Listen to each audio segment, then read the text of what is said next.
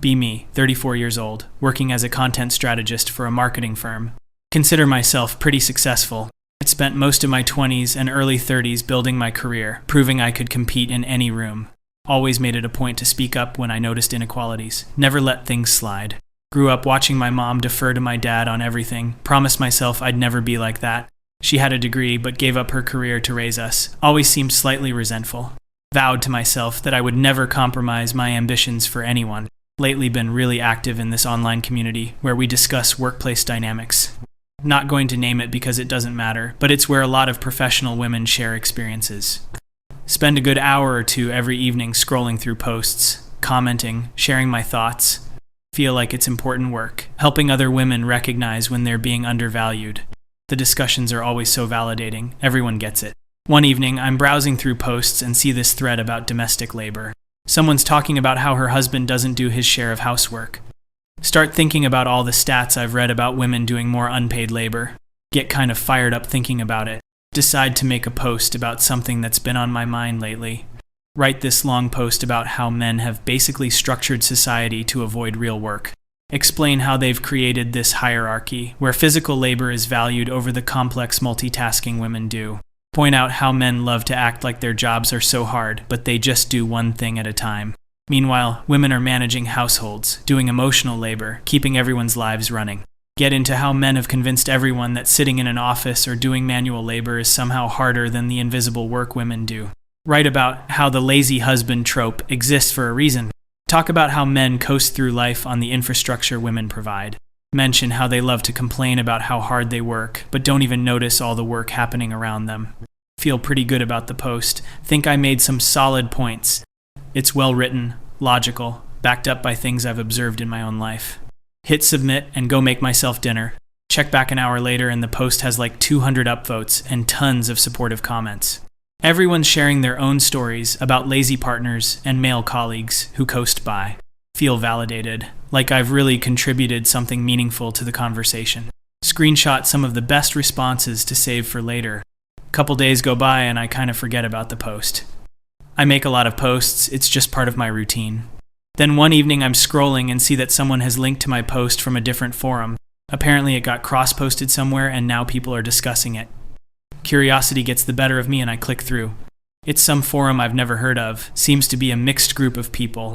Bunch of comments on my post, and not all of them are supportive. Whatever, I expected that. Can't say anything online without someone getting defensive. But then I see this one really long comment that has a bunch of awards next to it. It's from some guy, username doesn't matter, clearly blue collar based on his other posts. I decide to read it, even though I'm already annoyed. He starts off by saying he read my post and found it interesting. Okay, condescending start, but go on. Then he breaks down his typical workday as an industrial maintenance technician. Goes into detail about how he wakes up at 4 a.m. to be at work by 5. Describes working in temperatures that range from below freezing to over 100 degrees. Talks about crawling into confined spaces, breathing in dust and fumes despite the masks. He mentions the constant risk of injury, the guys he knows who've lost fingers or worse. Describes the physical toll, the knee problems, the back pain, the hearing loss despite protection. I'm reading this and rolling my eyes because, okay, he chose that job, no one forced him. But he keeps going. He starts talking about the mental aspect of his work, how he has to constantly troubleshoot complex machinery, how one mistake can shut down an entire production line and cost the company hundreds of thousands, how he has to read electrical schematics, hydraulic diagrams, PLC programs, how he has to stay current with new technology while also understanding legacy systems. Describes having to make split-second decisions about whether a sound or smell means something's about to fail catastrophically. Then he gets into the schedule. Talks about being on call every 3rd week, meaning he can't go anywhere or have a drink because he might get called in. Describes getting called out at 2 a.m. to fix a breakdown, working until 6, then having to come back for his regular shift at 5. Mentions missing his kid's birthday party last month because of an emergency call. Talks about how he's missed countless family events, how he's always exhausted, how his body is breaking down at 42. Starting to feel a little defensive reading this, but I keep going. Then he addresses my point about men not doing their share at home. Says he gets home around 6 most nights, later if there's overtime or an emergency. His wife works too, she's a nurse, also demanding job. He describes their division of labor at home. Says he does all the yard work, all the home repairs, all the car maintenance, all the outdoor stuff. Takes care of the garbage, handles anything that requires physical strength. Helps with dinner when he's home in time, does dishes, bathes the kids when he's not completely destroyed. Weekends he's doing projects around the house, fixing things, keeping everything running. He acknowledges his wife does more of the day-to-day household management. But then he makes this point that really gets under my skin. Says that his job pays for 70% of their household income. And that while he respects everything his wife does, he's literally selling his body and health to provide for the family. Says he'll probably need knee replacements before he's 50. Mentions that guys in his field often don't make it to retirement, their bodies give out first. I'm getting more irritated as I read because he's completely missing the point. This is exactly the kind of thing men do, making everything about them and their struggles. But he's not done. He starts addressing the lazy husband thing directly. Says, yeah, there are definitely lazy husbands out there, he's not denying that. But then he flips it around. Asks why we never talk about lazy wives. Says he knows plenty of women who don't work and also don't keep the house particularly clean. Knows women who spend hours on social media while their working husbands come home to chaos. Points out that the lazy husband on the couch image is acceptable, but you'd never see the reverse portrayed. Now I'm actually getting annoyed because this is whataboutism, classic derailing. But I keep reading because I want to see where he's going with this. Then he gets to the part that really pisses me off. He directly quotes my line about men coasting through life on the infrastructure women provide. And he just demolishes it. Talks about how the actual infrastructure, the literal infrastructure, is built and maintained by men. The roads, the bridges, the power lines, the water systems, the sewage treatment, all of it. Points out that the electricity I'm using to make my post is probably being generated and maintained by men. The internet infrastructure, maintained by men. The building I live in, built by men. The plumbing, the heating, the structural integrity, all of it. Says that when I flip a switch and the lights come on, I don't think about the guys who strung those power lines. When I turn on the tap and clean water comes out, I don't think about the guys maintaining the treatment plants. Now, when I'm warm in winter, I don't think about the guys who installed and maintain the heating systems. When the garbage truck comes, I don't think about the guys hauling trash in all weather. He makes this point about invisible labor. Says women talk a lot about their invisible labor, the emotional work, the household management. And he says that's valid, he's not dismissing it. But then he points out that men's labor is also invisible to most people. We just expect everything to work. Expect the roads to be paved, the power to be on, the water to flow, the garbage to disappear. Never think about the army of mostly men making that happen. Reading this and trying to find the flaw in his argument. There has to be something wrong with what he's saying. It feels like he's making a point, but also somehow missing the bigger picture. Then he addresses my comment about men doing one thing at a time versus women's multitasking. He literally laughs in text form. Describes a situation from last week where he was troubleshooting a hydraulic system failure. Had to simultaneously monitor pressure readings, listen for abnormal sounds, watch for leaks, coordinate with the production supervisor about timing, train a new apprentice, and stay aware of other workers in the area for safety. All while working around hot equipment in a confined space. Says the idea that his work is simple or single-focused shows a complete lack of understanding. Okay, that actually makes me pause a bit. I genuinely never thought about it that way. But I'm still not ready to concede the argument. He wraps up with this part that really gets me. Says he's not trying to diminish women's work or struggles. Acknowledges that women face real discrimination and real challenges. But says that painting all men as lazy and claiming they coast through life is ignorant and insulting. Points out that most men he knows work themselves to the bone. Many of them are doing it for their families, for wives and kids they love. They're sacrificing their bodies, their time, their health. And then they go online and see posts like mine calling them lazy. Says his dad was the same way, worked in a factory for 35 years. Died at 68 from mesothelioma, lungs destroyed despite all the safety equipment. Spent his whole life providing for his family and never complained. And now his generation of men gets called lazy and privileged.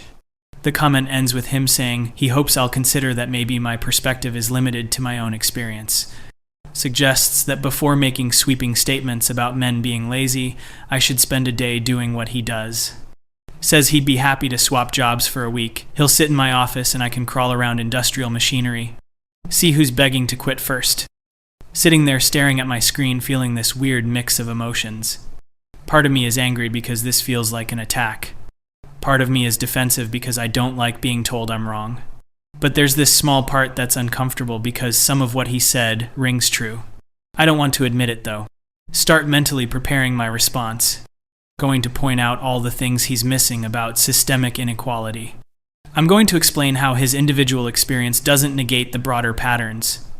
Going to break down how the patriarchy hurts men too, and that's not women's fault. But before I can start typing, I notice the other comments. Hundreds of them now. Lots of other blue-collar guys sharing their own experiences. Construction workers talking about the injuries, the weather, the physical toll. Electricians talking about the danger, the complexity, the responsibility. Plumbers, mechanics, welders, all of them pushing back on my characterization. But it's not just men. There are women, too. Women married to blue-collar workers talking about what they see their husbands go through. Women who work in trades themselves, describing the demands. Even women who agree with me on a lot of feminist issues saying, I missed the mark on this one. One woman writes about watching her husband leave for work in the dark and come home in the dark for years. Talks about the toll it took on him, how he aged rapidly, how he was always in pain. Says he never complained, never asked for recognition, just did what needed to be done. And she's angry that someone would call that coasting or lazy. Another woman who works as a welder describes her own experience. Talks about the sexism she faces in the field, which is real, but also talks about how demanding the work itself is. Says the idea that physical labor is somehow easy or less valuable than office work is classist and wrong. That word hits me. Classist. Am I being classist? No, that's not what this is about. I'm talking about gender dynamics, not class. But the more I read, the more uncomfortable I get. People are making points I can't easily dismiss. They're not being illogical or emotional. They're presenting their lived experiences and they contradict my narrative. Try to think about the men in my own life.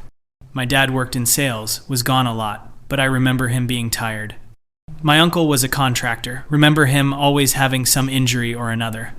My grandfather worked in a shipyard, died young from a heart attack. But that's different, right?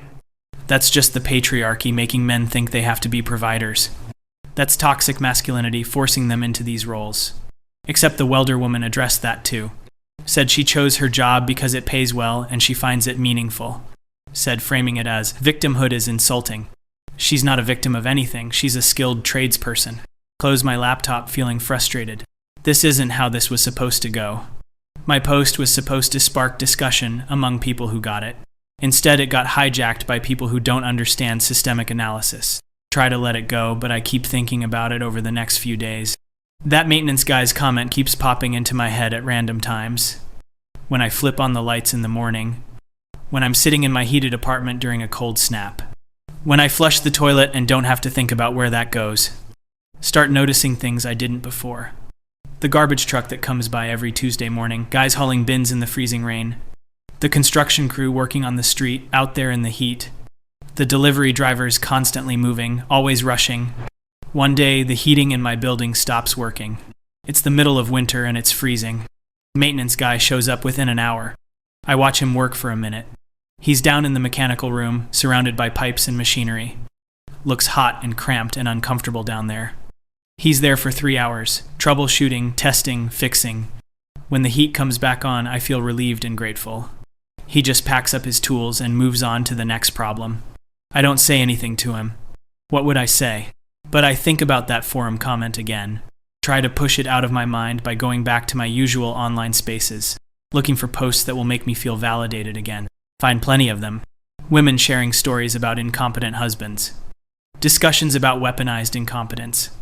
Posts about men who can't handle basic household tasks. These posts make me feel better temporarily. Yes, this is the real issue. Men who pretend they can't load a dishwasher. Men who need constant instruction to do simple tasks. Men who treat their wives like project managers. But now there's this voice in the back of my head, the one that sounds like that maintenance worker, asking if I'm confusing some men's behavior with all men. Asking if I'm ignoring an entire category of work because it doesn't fit my framework. I don't like that voice. It's making me question things I've been certain about for years. Decide to do something I've never done before. I look up what that maintenance guy actually does in more detail. Search for industrial maintenance technician job descriptions. The requirements are extensive. need to understand electrical systems, mechanical systems, hydraulic systems, pneumatic systems.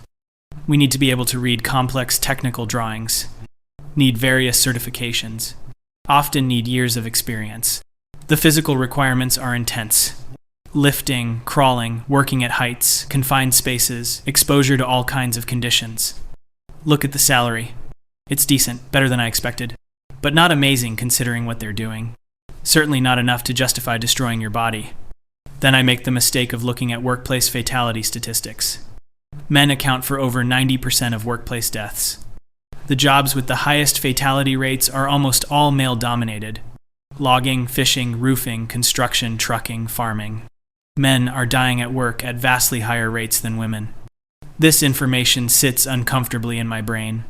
I try to fit it into my existing understanding. That's the patriarchy though, right?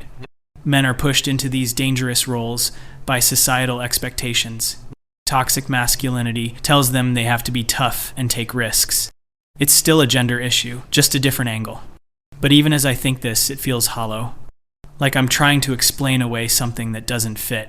These men are working dangerous jobs. Many of them are doing it to support families. And calling them lazy seems, in retrospect, incredibly insulting. The really uncomfortable thought creeps in.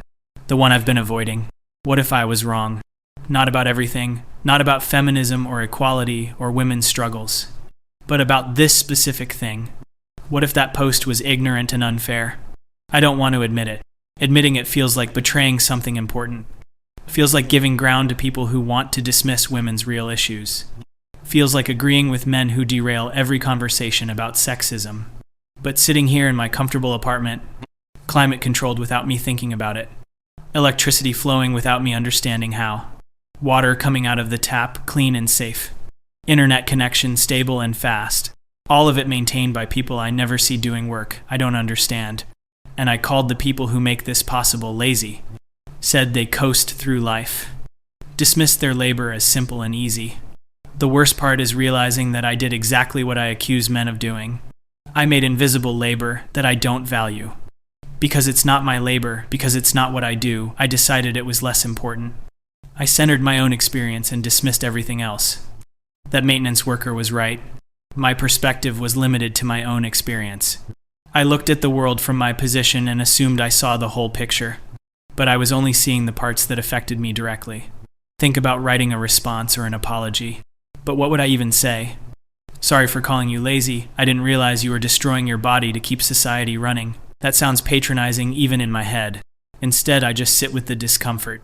Let myself feel wrong for maybe the first time in years. I've been so sure of myself, so confident in my analysis. Built this whole identity around being someone who sees through the bullshit. Someone who speaks truth to power. Someone who doesn't let things slide. But what if sometimes I'm the one who's wrong? What if my truth is sometimes just my limited perspective? What if speaking up isn't always brave, if I haven't bothered to understand the full situation? Delete my original post. Not because anyone asked me to, but because leaving it up feels dishonest now. It represents a level of certainty I no longer have. Some people notice and ask why I deleted it. I just say I'm reconsidering some things. They assume I got harassed or bullied into silence. Offer support, tell me not to let the haters win. I accept their support, but it feels undeserved. Going forward, I'm more careful about sweeping statements.